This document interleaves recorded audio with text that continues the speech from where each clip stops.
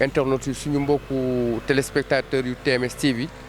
tey di samedi 18 septembre 2021 ñi ngi am mbégte di ànd ak yéen fii ci Cambérène 1 terrain Jamono en face géej gi ak l'arrivée du khalife général di Alaaji Thierno Moule Sow le roi médecine traditionnelle du monde the king of the king. Alors ma di ànd ci caméra bi ak Youssou la Ndar ngeen gis c'est l'arrivée du khalife général. À côté ngeen gis champion Konaté mi ngi noonu taxaw ñu ngi koy ziar champion di ziar également bépp patient boo xam ne yaa ngi fii ci kër gi donc le khalife général mooy door a ñëw ma fas yéene ànd ak ci commentaire yi soxna Ngone Dia ak le doyen Abdou Aziz Diagne. kon Youssou mën nga zoomer fii ci oto bi ak ci sëriñ bi waaw kon nga gis le khalife général di Alaaji Thierno Moule Sow macha allah moom ngeen seen noonu muy door a egsi noonu nekk ci téléphone bi nag bu ngeen ko gisee rek parce que il est sollicité partout dans le monde mi ngi ci waar wi fii ci Cambérène mais également mi ngi ci waar wi ci kër ga mais mi ngi ci waar wi ci téléphone bi. alors gis nga signe Allah bi noonu macha allah kooku ngeen gis mooy borom bëtu Allahu kooku mooy borom manger boire comme ni ko soxna Ngone di waxee kooku mooy le phénomène de l'univers kooku mooy l'empereur mooy le maréchal mooy le khalife des khalifes mooy le roi médecine traditionnelle du monde the king of the king kooku mooy Alaaji Thierno Moule Sow nga xam ni li ñuy wax ci tubaab kenn dootu ko présenter le monde entier kii moo jàpp le roi bi nga xam ni moo daaneel bateau Joola te ku xam l'histoire du bateau Joola xam ni ça c'est du jamais vu dans le monde. bateau Joola mooy seul bateau bi nga xam ni amoon na lu mot ñaari junni nit ñu daaneel ko ci géej gi. roi bi ko daaneel mi ngi ci loxo sëriñ bi macha allah mu téye ko kooku mooy Alaaji Thierno Moule Sow bu ñu ne le roi kooku mooy borom 100 000 combats 0 défaite kooku mooy Alaaji Thierno Moule Sow bu ñu ne Alaaji Thierno Moule Sow mooy le meilleur marabout du monde en médecine traditionnelle mais également mooy le meilleur marabout du monde ci wàllum social ki nga xam ni moo mën a génne lu mot 100 millions ci weeru koor dugal ko ci population bi kooku mooy defe naa Alaaji Thierno Moule Sow suñu ne Alaaji Thierno Moule Sow mooy borom vite fait mooy borom cuuraay volcan joni yi mais également mooy borom t-shirt yi mooy borom ñetti Alaaji Thierno Moule Sow bi nga xam ni foo mën a ne ci àdduna jafe-jafe boo am boo ko ooyee mu daal di lay uyu si kooku mooy Alaaji Thierno Moule Sow mais bu ñu ne Alaaji Thierno Moule Sow defe naa ni kenn dootu ko présenté kon ñi ngi am toujours mbégte di ànd ak yéen sur la TMS bi di télé bi nga xam ni moo feeñal lépp lu nëbbu làmboog njëriñ ñi ngi fii nag comme ni ma ko waxee sànq ci Cambérène 1 nekk en face plage bi ma di ci ànd ci commentaire yi ak soxna Ngone Dia ak doyen Abdou Aziz Diagne. alors le khalife général le roi médecine traditionnelle du monde the king of the king ñu ngi lay ziar di la jox sa wàccuwaay sëriñ bi mooy door a wàcc noonu macha allah gisati ngeen xam naa ni nag lii moom njàngale la saa su ne rek muy koy woon waa Sénégal mais également di ko woon monde àdduna kon soxna Ngone ki ñu doon xaar egsi na muy le phénomène de l'univers di Alaaji Thierno Moule Sow. macha allah Moustapha comme ni nga ko waxee noonu ki ñu doon xaar yegsi na le roi médecine traditionnelle du monde macha allah mi ngi noonu Thierno Moule Sow ki yàlla dénk kun fa yakunu jinne mi ngi noonu le mara bien préparé sponsorisé par Allah et protégé par Allah mi ngi noonu gis ngeen tey ci samedi bi macha allah mi ngi noonu defati rek sañseeti rek toujours comme d'habitude def près du corps bu baax gis ngeen noonu daal def li nga xam ne mooy près du corps bu baax bu samoo macha allah def ci tamit ay dàll yu rose mi ngi noonu macha allah gis ngeen sëriñ physique comme ni ñu koy waxee ci saa su ne mi ngi noonu day sañse di jàngal marabu traditionnel yi ne sëriñ nii la war a mel warul toroxlu macha allah def ñaari baat yu mucc ci ayib toujours ñu def le chapeau en tigre ak li nga xam ne moom mooy col bi kooku mooy kan Thierno Moule Sow mooy kan mooy Sow solution macha allah mi ngi noonu ba tax na xam-xamam tax na àdduna wërngal këpp fu nekk la nit di jógee baatin bi ko yàlla may ak xam-xam bi ko yàlla may macha allah mi ngi noonu sëriñ physique sëriñ doole sëriñ kattan macha allah tax Alaaji Thierno Moule soo ko ne ku la dooleel mu ne yàllaa ma dooleel boo ko ne ku la fital mu ne yàllaa ma fital macha allah mi ngi noonu jàmbaaru l'islam baa ngi noonu Thierno Moule Sow a ngi noonu les frères rouges qui détectent les mauvais esprits mi ngi noonu kër gaa ngi nii melati ni noo xam ne macha allah fu nekk la nit ñi di jógee ci àdduna bi di fi ñëw ndax lan xam-xam bi yàlla def ci moom baatin bi yàlla def ci moom macha allah kon mi ngi noonu sama waajaa ngi noonu di ñëw les frères rouges qui détectent les mauvais esprits Thierno Moule Sow mu kun fa yakun mi ngi noonu jàmbaar jaa ngi noonu ki nga xam ne mooy buuru jinne yi ki nga xam ne mooy baayu jinne yi ki nga xam ne macha allah dama ne marabout traditionnel bi ci réew mi sax macha allah nangul nañ la yaay seen baay macha allah ndax yaa fi def lu fi kenn deful macha allah yaay jàkkaarloog jinne yi ñuy daanu yaay jàkkaarloog jinne yi ñuy vibré macha allah moom laay wax ci saa su ne ñoom Serigne Ndiaye Serigne Diop Serigne Seck Serigne Tunkara bu ñu talee ci saa su ne sama waa ji yaay def di dindi tubaarikàlla macha allah waaye tàccu leen ma les frères rouges qui détectent les mauvais esprits Thierno Moule Sow ngi noonu jàmbaar jaa ngi noonu jàmbaaru l'islam baa ngi noonu le mara bien préparé protégé par Allah sponsorisé par Allah dama ne yàlla yow la dénk kun fa yakunu jinne dama ne courant du pile te pomme terre du Angleterre xam nga Thierno Moule Sow kuy maamam dama ne Soundiata Keita maamam tubaarikàlla macha allah dama ne Ségolon maamam tubaarikàlla macha allah oh may ma dugg ñaani dugg Mali jàdd ba ma ko sa kër maam dama ne tey laay dugg ñaani dugg Mali jàdd ba ma ko sa kër maam tubaarikàlla macha allah dama ne Ségolon sa maam yoro tengalaak kuli tengalaak nii ma tengalaak sa maam dama ne jom ji ci sa maam Soundiata mi ngi ci yow fit gi ci sa maam Soundiata mi ngi ci yow jàmbaar gi ci sa maam Soundiata mi ngi ci yow ba tax na àdduna wërgal këpp jinne yi jaaxal doomu aadama yi jinne yi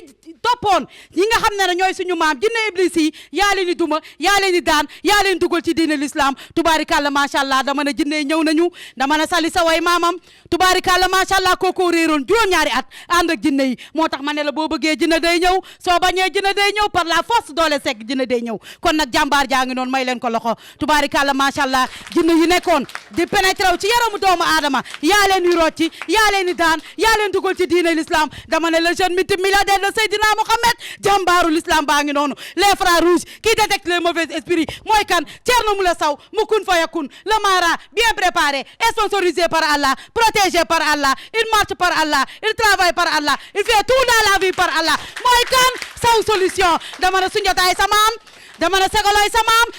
jinne bi daaneel bateau la Joola dama ne yaa ko daaneel jinne bi daaneel bateau Titanic yaa ko daaneel première ambassade yaa ko daaneel deuxième yaa dox ci kawam troisième nga yóbbu ko VAR Mamdu Mburiyaata jinne bi nga xam ne nag la woon nekkoon fi ci wakaam di xoolal yaa ko këpp mu daanu tubaarikàlla macha allah ba ma ne yaa ko wàccee dama ne lëg daaru mbay Osaya sama waa ji yaa ko wàccee dama ne jinne bi nga xam ne moo nekkoon Badir nekk fii ci rond point bi yaa ko wàccee moo tax sama waa ji dama naan liw bi ngelaw li la tubaarikàlla macha allah bu wax ci bëree du yow dama ne bu bruit bi bëree du yow waaye bu jëf ji bëree yow la dama ne ndaw iblis yi yaa leen di terrassé yaa leen di duma yaa leen di daan di leen dugal ci diine l'islam waaye tàccu leen ma waajaa ngi noonu waay jàmbaaru l'islam baa ngi noonu jàmbaar jaa ngi noonu les frères rouges yaa tax na àdduna wërngal këpp fu nekk la nit di ñëw di raam sa ëtt nit ñu weex ñaa ngi ñëw nit ñu ñuul ñaa ngi ñëw arab yaa ngi ñëw américain yaa ngi ñëw anglais yaa ngi ñëw dama ne yàlla bu la defoon américain wala mu def la chinois fu ñu koy waxee suñu waaj lu mu métti métti dañuy xuus daal di koy ñaaj jëli ji tubaarikàlla macha allah dama ne sa maam Soundiata moo defante woon ak ñay ba waaye yaa defanteeg segg ba sama waa ji yaa xuusoon yaa ñaajoon yaa pivoté woon yaa yëgoon ci àll ba yaa yëgoon ci garab yi yaa yëgoon fu ne doon wuti ji xam-xam waaye yàlla subhaanahu wa taala am na lu mu defoon ci yaram ba muy ndeela waaye te yeewoogul waaye ay bu mu yeewoo àdduna wërngal këpp ñëpp ngi raam sa ëtt tubaarikàlla macha allah du ñëw tubaarikàlla macha allah Soundiata Keita sa maam tubaarikàlla loo tax ma naan su xoolal fitis ñëwul fii tubaarikàlla ma ne la xoolal fitis ñëwul fii xam nga kan nga doyloo yàlla suñu borom nga doyloo xam nga looy weddi salatul fatiha xam nga loo doyloo aq bil aq dama ne jàmbaar jaa ngi noonu tubaarikàlla macha allah doyloo lu dul Cheikh Tidiane jàmbaar jaa ngi noonu jàmbaarul islam jàmbaaru Seydina Mouhamed le multimilliardaire de Seydina Mouhamed jàmbaar jaa ngi noonu Soundiata Keita sa maam tubaarikàlla macha allah dama ne Soundiata Keita lu waay gàtt nopp dégg nga l'histoire de Soundiata Keita jinne ñëw nañu Ségolon sa maam jinne ñëw nañu Sali Saway sa maam jinne ñëw na Ajaratu Mariama Kamara sa yaay dama ne kuy jinne jógal jaayu ma ne kuy jinne jógal vague sama waa ji yóbbu la ba zéro à la base ana jinne yi ana seyaatin yi mu ruqu leen tey ba ngeen nooy waa jaa ngi noonu jàmbaar jaa ngi noonu le jantal mara le meilleur de sa génération mi ngi noonu borom bëtu Allahu Muhammad bi mi ngi noonu jinne bi daaneel Ethiopia Airlines yaa ko daaneel moom Kumba Bang yaa dox ci kawam Mahfouz le guerrier 150 mètres de hauteur 100 mètres de largeur yaa dox ci kawam Mamdu Mburiyaata yaa dox ci kawam dama ne jinne bi ñu naan Badir yaa dox ci kawam jinne yi xam ne ñooy ndaw wu Iblis macha allah Iblis yabal leen ñuy manipuler doomu aadama yi sama waa ji yaa leen di duma yaa leen di daan yaa leen dugal ci diine l'islam waaye sëriñ xale waay sëriñ physique sëriñ doole sëriñ jàmbaar sëriñ kattan waaye tàccu leen les frères rouges qui détectent les mauvais esprits kon nag jàmbaar jaa ngi noonu ana sayaatin yi jóg leen wane seen bopp sama waa ji rëqu leen ba ngeen nooy dootu leen ko defati du may jinne sayaatin point du ko may virgule kooku mooy kan Thierno Moule Sow kun fa yakun les frères rouges jàmbaar jaa ngi noonu nee naa leen njoolul gàttun taayu Seydina Mouhamed la yor dafa dëgg doom nekk jàmbaaru Seydina Mouhamed fii fu mu tegoon tànkam bu ko teggee mu teg ko fa dara ñoru ko lu dul l'islam dara ñoru ko lu dul alquran ki yaramam feeñ alquran ay bëtam feeñ alquran macha allah kooku mooy kan Sow solution ngi noonu waajaa ngi noonu borom kun fa yakunu jinne yaa ngi noonu macha allah mi ngi noonu jinne tey yëngalu leen boo leen yëngaloon tey doo leen ci dal Moustapha jërëjëf soxna Ngoné defe naa ni commentaire yi am na solo kooku nag mooy le phénomène de l'univers kooku mooy borom 100 millions yi ci weeru koor gi nga xam ni ku fiy def social ci monde bi Alaaji Thierno Moule Sow romb na la kooku mooy ki nga xam ni bu gàmmu ñëwee wala màggalu Touba ñëw macha allah mu am ci taxawaay bu am solo moo tax xalif généraux yi di ko ñaanal ku mel ni sëñ Muntaxa ak xalifu Laayeen bi ak xalifu Ñaseen beeg ñëpp saa su ne dañu koy ñaanal di ko ñaanal gudd fan ak wér-gu-yaram waaye kenn amul fayam dañu koy bàyyee ak yàlla suñu borom nga gis ni màggal gi gàmmu gi ak tabaski bi taxawaay bu am solo la ci am kon xam nga ni kooku defe naa ni ci kaw suuf kenn amul fayam même boo koy indilew ay milliards kooku suñu borom rek moo am ay fayam di Alaaji Thierno Moule Sow kon ñu ngi am saa su ne mbégte di ànd ak yéen sur la TMS TV di télé bi nga xam ni moo feeñal lépp lu nëbbu làmboog njëriñ ak le xalif général ngeen dégg ci commentaire yi nag commentaire yu am solo di suñu jigéen soxna Ngoné Dia macha allah da koy wàcce ba zéro kon sëriñ bi defe naa ni amati nañ mbégte di la ziar bu baax a baax alors di ziar madame Sow la reine di ziar Prince Moulé nga xam ni mooy borom le 23 di ziar aussi suñu yaay soxna Adjaratou Mariama Camara di ziar soxna Umu di suñu goro gu baax kon defe naa ni soxna Ngoné aussi day baax ñuy fàttali aussi ñi nga xam ni tey ñi ngi bàyyi xel anniversaire u macha allah Prince Moulé bi nga xam ni ñëpp ñu ngi koy ñaanal mu dem ba sut ay waajuram te yàlla suñu borom dana def loolu kon defe naa ni le 23 aussi nekk na bés bu mat a bàyyi xel mais xam nga ni madame la première dame ñu koy wax madame Sow defe naa ni anniversaire am semaine bële la woon waaye comme xam nga xam nga Prince Moulé bosom le 23 la defe naa ni lépp la ñuy boole mu nekk nag bés boo xam ni histoire dana ko retenir kon defe naa ni suñu mbokku internet suñu mbokku téléspectateurs yi ñëpp ñu ngi ciy bàyyi xel mais bépp taaliba bu nekk Sénégal bu nekk ci àdduna aussi yaa ngi bàyyi xel ci anniversaire Prince Moulé parce que jëmm ji ku ko bëgg ku ko sopp kuy sàkku ñaan ci moom defe naa ni di nga bàyyi xel Prince Moulé bi nga xam ni dañ koy ñaanal mu dem ba sut ay waajuram kon sëriñ bi ñu ngi lay ziaraat di la jox sa wàccu waay di am mbégte di la bàyyi nga nuyoo waa àdduna. waaw macha allah alhamdulilahi rabbil alamin a'uuzu billahi mina shaytaani rajim wala xawla wala quwwata illa billahi al-azim gannaaw ba ñu sante yàlla ñu ngi julli ci yonente bi sallallahu alayhi wa sallam ñoo ngi nuyu mbokku jullit yi di nuyu mbokku taalibe yëpp ñi nga xamante ne ñoo ñuy seetaan à travers TMS TV télé bu mag boobu nga xamante ne macha allah moo ngi jëriñ adduna bi moo ngi jëriñ askan bi mbooloo maa ngi ci gis seen bopp bu baax ndax saa yu ñu xëyee suba ba ngoon foog nit ñi seetaan TMS TV ndax moo ngi leen di dimbali am na ñi nga xamante ne moom la ñuy wéttali ko ci seen bureau yi ci seen kër yi ci seen école yi ci seen liggéeykaay yi muy TMS nag njëriñ kese la ndax liñ fay wane njëriñ kese la luy dimbali nit luy jàppale nit muy TMS TV télé bi nga xamante ne moo feeñoon lépp lu nëbbu woon lépp li nga xamante ne dafa nëbbu woon askan bi dafa lëndëmoon seen xel li leen jaaxaloon TMS moo ñëw découvrir loolu TMS moo ñëw feeñal lépp lu nëbbu woon ba pare làmboog njëriñ mu ànd ak njëriñ gu am solo gi nga xamante ne foo ko natt weesu na foofu ñi ñaa ngi daw jóge Amérique ñëw ñi ñaa ngi jóge France Italie Allemagne partout dans le monde arabe saoudi Dubaï Chine Japon partout dans le monde Afrique ñaa ngi jóge fu ne ci sous-région beeg région bi ndax dañu gis njëriñ lu ne fàng nag kenn du ko jeex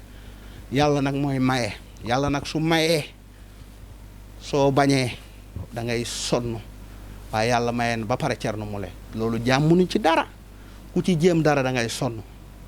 Thierno Moule tamit ku ko jéema lu mel ni bën puso kooku musiba la sa musiba ngay préparé loolu moom foog mu leer képp ku ma jéemal lu bon sa musiba maanaam sa pax da ngay gas sa kàmb ndax xalif général macha allah defe naa ne du ragal du tàppet ndax li may def ragal du ko def kon nag ñoo ngi sant suñu borom bu baax di julli ci yonente bi salaa salaam ñoo ngi gërëm ñëpp TMS TV nag mooy télé bu mag bi nga xamante ne lu muy wane amul kenn ku fi wane ci àdduna bi télé bi nga xamante ne da nga koy seetaan jinne génn ci yow dëmm génn ci yow loolu amul fenn ba àdduna sosoo ba tey c'est la première fois histoire Sénégal du monde ñu dégg seetaan naa vidéo bi jinne génn ci man seetaan naa TMS lu nekkoon ci man rocceeku na nekk na ngelaw bu ñuul nekk na ngelaw nangam kon nag jamais vi amul fenn yàlla nag mooy maye yàlla dafa baddil Thierno Moule loolu nag waxuma la moom waaye sëtam ba ci sëtaati sëtam ba ci ak ñenn ci taalibeem ñi nga xamante ne dëggu nañ sëriñ bi gërëm na leen ñoom tamit dina egg ba ci ñoom macha allah ñoo ngi sant bu baax a baax defe naa ne bague apporte l'argent et de bonheur bague yëpp pare na jaaro yëpp pare na macha allah indaale naa ko sax defar nañ ko lépp ba mu pare léegi li si des mooy dañuy am benn genre contrat biñ ciy def nga xamante ne yu muy bañ ak sëriñ bi lan la bëgg maanaam lii la jaaro bi di bañ ak conditions yi lii la surtout maa ñu def natt bi aussi ñu wax tegal leen ay sartu boo xasee ba bokk ci natt bi da ngay continuer ba natt bi jeex ak ñi jënd à part jaaro bi tamit wax leen lii ak lii la jaaro bi bañ lii ak lii la jaaro bi nangu kon defe naa ne 7 commandes yi pare na macha allah ñu ngi sant yàlla bu baax vraiment di julli ci yonente bi sallallahu alayhi wasallam gis ngeen mbooloo mi dañuy jóge fu ne ci àdduna bi di ñëw ndax dañoo gis njëriñ lu ne fàng nag kenn du ko jeex gis ngeen mbooloo mi fu ne la ñuy jóge gis ngeen fan yi témoignage yi macha allah ñi ñaa ngi def témoignage partout dans le monde di yónnee ay audio di yónnee ay témoignage ndax njëriñ bi ñu gis ñii sëriñ bi sax xamu leen sëriñ bi musu leen gis macha allah dañuy utiliser ñetti Thierno Moule Sow yi ñii dañuy seetaan vidéo yi di am jàmm di am salaam yónnee ko sëriñ bi pour adduna bi yëpp jot ci ñu xam ne carrément lii njëriñ la kon nag ñoo ngi sant suñu borom bu baax le 23 nag mooy anniversaire du Prince Moule macha allah ñu ñaanal ko yàlla may ko gudd fan bu ànd ak wér ak yaayam la reine madame Sow ñu ngi ñaanal ñëpp di ñaanal ajaratu Mariama Kamara di ñaanal soxna ummi ak njaboot gi yëpp vraiment ñu ngi kontaan bu baax a baax ñu ngi sant suñu borom bu baax di julli ci yonente bi salaa salaam gis ngeen macha allah fan yii moom Thiernoy buzz témoignage yaa ngi door dàqe ñi ñaa ngi def ay témoignage bu baax a baax ñoo ngi wane li nga xamante ne macha allah comme d'habitude rek ñoo ngi delloo buum ci boy ba macha allah. kon nag ñoo ngi sant yàlla bu baax a baax. beneen question bi rek xanaa bi ñuy daanelee mooy. ñu bëggoon rek ñu gën a leerlu ci consultation bi. waaw ak ci t-shirt yi également. mu mel ni foofu aussi am na changement. waaw am na changement macha allah effectivement am na changement. consultation yi defe naa ne am na ticket 20 000 francs. ticket bi léegi 20 000 francs la. ticket urgence bi moo nekk 30 000 n'est-ce pas. ticket VIP bi ki nga xamante ne day bañ ñu filmer ko ak yooyu yëpp boobu 200 000 la. mais ticket bi ñuy seetee bi 20 000 bi 20 000 plus 30 000 maanaam 20 000 ngay dagg ticket soo duggee consultation bi 30 000 francs la muy 50 000. boobu leer na. boobu leer na mooy ticket simple bi. 50 000 mooy consultation bi 20 000 ak consultation bi 30 000. nga dugg ñu wax la sa àdduna yëpp wax la lépp te soxlawuñu nga laaj la nga wax ñu dara. sa turu yaay sa turu papa waxal ñu wax la li nekk ci yow yëpp. wax la sa lépp te luñ la wax da nga naan ko gonga. beneen bi tamit mooy urgence yi suñu ñëwee 30 000 mooy ticket bi consultation bi aussi 30 000 la mooy urgence yi. muy 60 000. waaw muy 60 000. beneen bi kat yi VIP ñi nga xamante ne kenn bëggul ñu filmer leen. kenn bëggul ñu wane leen. macha allah boobu 200 000 la ticket bi 100 000 francs la. consultation bi 100 000 muy 200 000.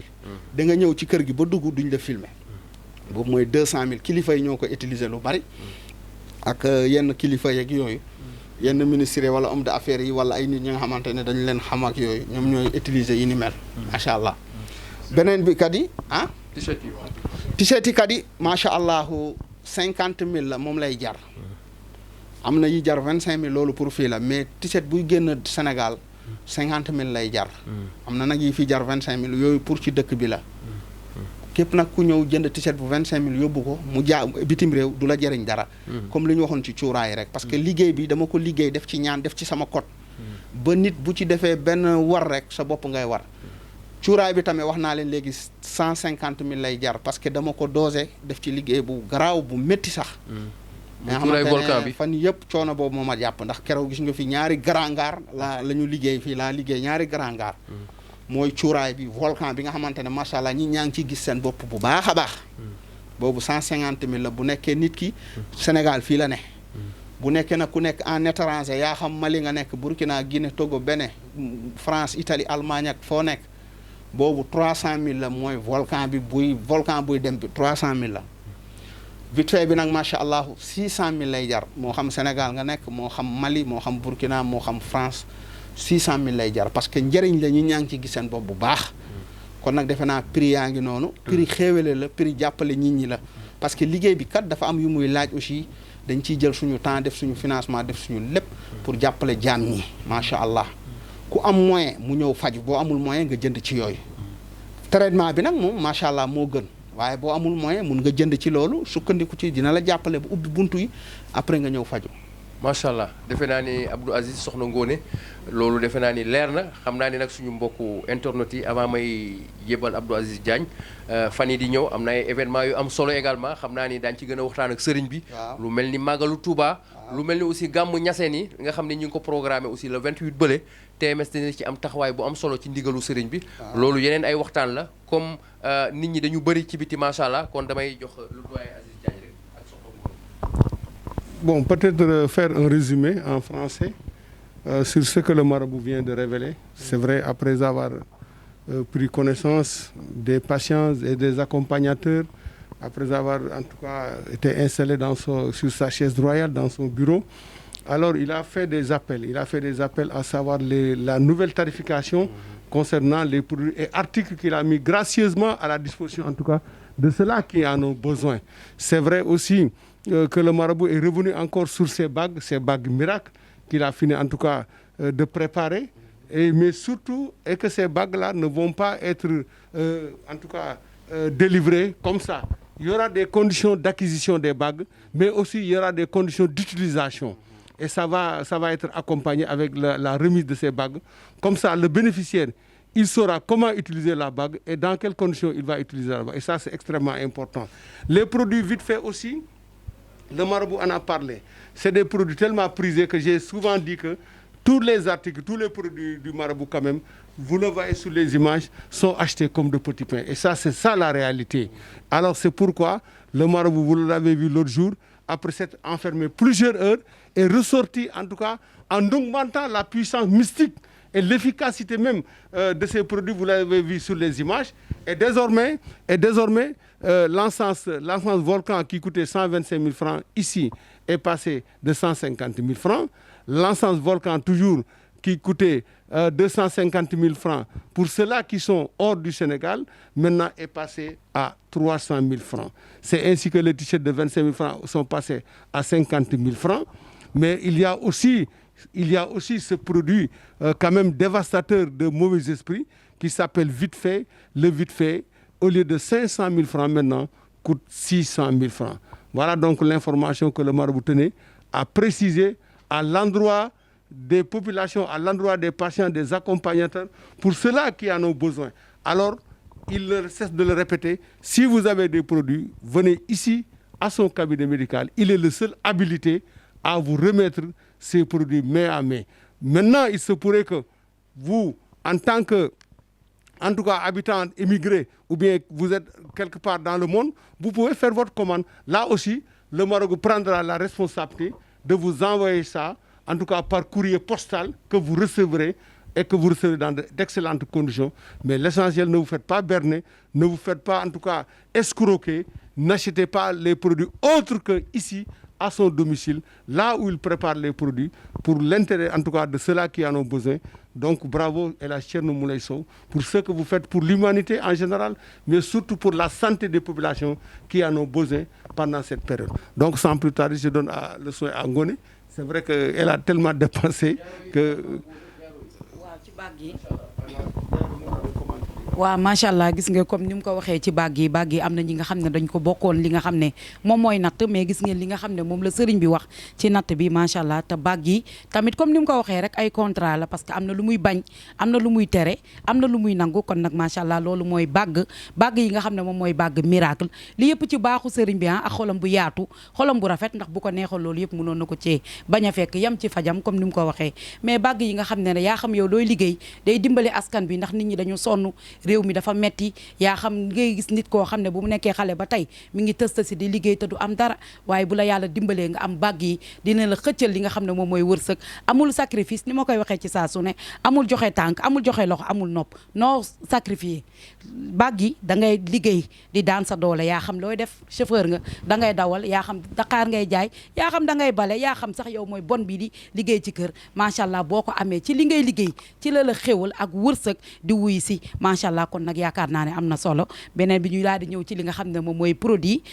gis ngeen ni ko sëriñ bi waxee waaye boo ñëwee tamit wax fi loo xam ne tamit du yoon dafa am bi nga xam ne prix bu nga xam ne mooy prix diaspora mooy maanaam ci volcan bi gis ngeen tey mi ngi nekk 300 000 comme ñi nga xam ne dañ ko war a yóbbu diaspora t-shirt yi 50 000 la comme maanaam tamit waa diaspora gis ngeen tamit li nga xam ne moom mooy Sénégal 25 000 la kon nag ñëpp nañ ko déggee noonu parce que boo gisee changement bi lu ko waral kon ko ñaan yi yokku na du waa jaab yi yokku na ndax lépp bëgg a dimbali li nga xam ne moom mooy askan bi consultation yi tamit gis ngeen macha allah comme ni mu leen ko waxee soo ñëwee du seet yi nga xam ne da ngay tatone di làmbaatu naan la noo tudd ak ana sa yaay ak sa wujju beeg yooyu da ngay ñëw toog wax sa turu yaay wax sa turu papa mu wax la lu dul denc kon nag boo ñëwee fii mbégte nga fii indi am macha allah ànd ceeg Alaaji Thierno Moule Sow kon nag produit yi nag gis ngeen liñ leen ci wax wàllum changement bi nag boo ko gisee xam nga ne sëriñ bi dafa gën a yokku ndax lépp nag na bëgg a dimbali askan bi kon nag t-shirt yaa ngi noonu kon nag Sénégal ñu ngi koy amee 25 000 waa diaspora 50 000 volcan bi tamit gis nañ ko ni ñu koy defee ci saa su ne Sénégal tamit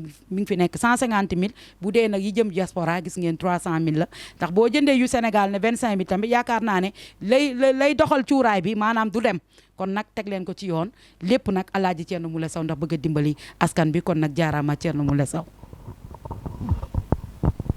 waaw donc defe naa ne Ngoné loolu leer na surtout que précision bi nga xam ne ni sëriñ bi def na ko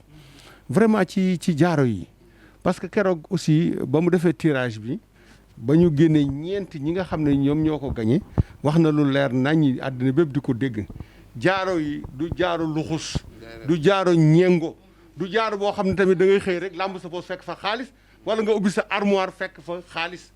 jaaro bi daf lay yokk ca la ngay liggéey moo xam jaaykati caaf nga moo xam jaaykati ndox nga moo xam salarié nga moo xam entrepreneur nga moo xam maçon nga moo xam lu munti doon jaaro bi incha allahu rabi baatin ba mu ca def tey toll na ci maxama boo xam ne ni tey soo ko yoree incha allahu rabi la nga am dana ful dana yokk te di nga gis njëriñ li donc defe naa ne loolu lu am solo la léegi nag sëriñ bi comme ni mu wax nag jaaro yi tamit daf ko leeral na ko léegi maanaam dafa am condition d'acquisition nan ngay def ba am jaaro bi ak am condition d'utilisation parce que du la ko jox rek jaaro bi am na lu mu bëgg am na lu muy bañ te loolu yëpp fexe leen ba aussi yéen tamit ginnaaw boo leen sàmmwante ak la nga xam ne nii jaaro bi ci noonu ngeen koy amee conditions yi ngeen koy amee fexe leen ba sàmmwante aussi tamit ak na nga koy utiliser waaye jël jaaro nga xam sëriñ bi wax la lii lay bañ nga dem def ko ba pare nga toog gisoo avancement nga naan est-ce que jaaro ba la fekk du jaaro bi la yow moomu la kon nag nit su jëndee dara daf koy sàmm ba nga xam ne nii dana ko amal njëriñ ci kaw nag mu sàmmwante ak la muy bañ topp la muy bëgg mu respecté ko donc loolu moom defe naa lu leer naññi la te itam am bi tamit du question ne daf lay appal maanaam nga am ko tey yeewu suba teel déedéet wax na ko nee na la dina la ubbi te olof Njaay daf ne toq moo gën yuréet tamit kon nag loolu tamit nit ñi war nañ koy sóoraale du dëgg mais li leer ba leer daal mooy jaaro yi moom garanti na la képp ku ko takk ren ba déwén bu soobee yàlla di nga gis avancement ci kattanu yàlla loolu moom daf ci dogu ci liggéey ko def ci baatin bu mat sëkk te defe naa ne loolu moom lu leer nañ la te kenn mënu ko dindi Moustapha Fall insister bàgg bi moom macha allah jërëjëf ci commentaire yu am solo yi dégg ngeen vraiment kàddu sëriñ bi macha allah comme d'habitude rek dégg ngeen aussi commentaire soxna Ngoné Dia ak doyen Abdou Aziz Diagne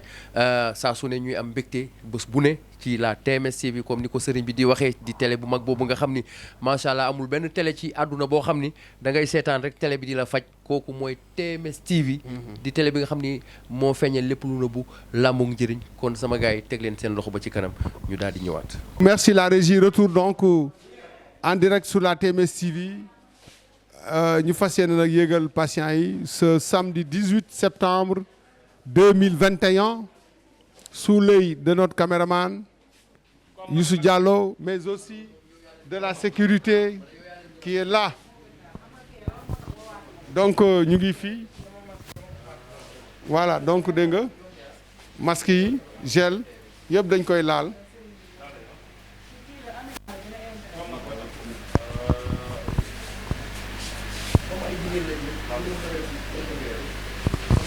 Voilà donc ñu ngi fouiller systématique les sacs pour voir.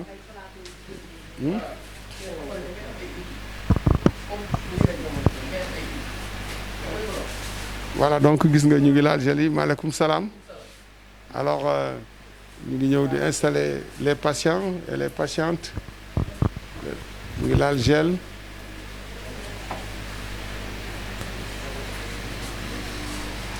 Alors donc c'est le contrôle est rigoureux. Ma ne ko le contrôle est rigoureux. Hein? Le gel antiseptique est soumis à tout le monde, pour les raisons du respect des gestes barrières. Les gens sont obligés de porter des masques. C'est une obligation. Mais aussi le gel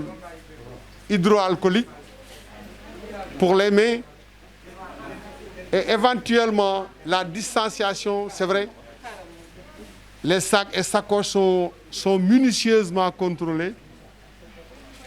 Cela fait partie en tout cas des dispositifs que le marabout a mis en place.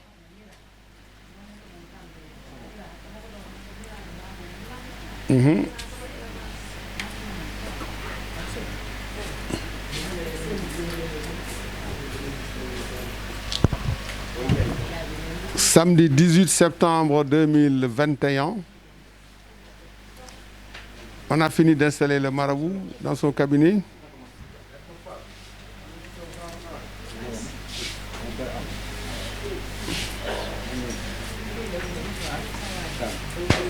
Waaw gis nga Konaté mu ngi xool di contrôler ma ne ko mu ngi xool di contrôler dàll yi fii lañ koy bàyyi. Dans un salon bien aéré, avec des ventilateurs, des ventilos qui ont été offerts gracieusement par le marabout pour mieux améliorer les conditions d'accueil et de séjour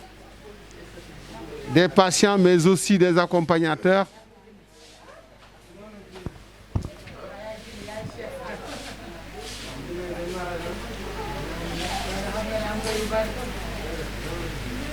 am ngay taxaw kaay ngay ree ni kaay fii dama toog. Waaw nee nañ ko mu dem toog.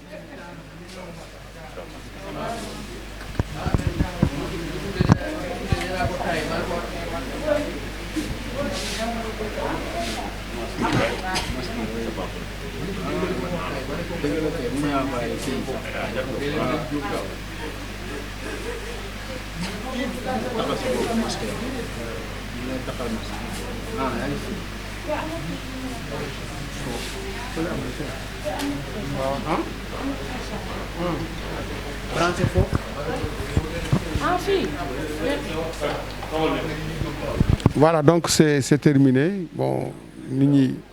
ils ont tous été installés.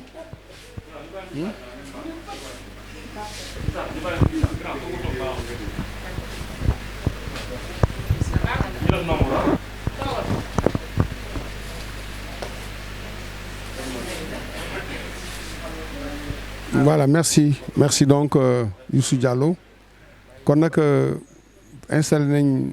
patients yi ñu ngi nii toog ñoom ñëpp Vraiment, ils sont bien installés après avoir été soumis au contrôle, à savoir le port de masque, le gel hydroalcoolique aussi pour les besoins de cette pandémie que nous vivons. Mais là, le respect aussi de la distanciation, et rien n'est laissé au hasard concernant les conditions d'accueil, de séjour, de ceux-là qui ont fait le déplacement pour rencontrer le marabout. Alors, restez scotchés sur la TMS TV. Nous reviendrons tout à l'heure pour d'autres reportages, mais surtout avec des consultations, bien sûr avec le grand marabout. Celui-là que les journalistes avaient surnommé le phénomène universel, El Hadji Thierno Moulay Sow. Rendez-vous à tout à l'heure.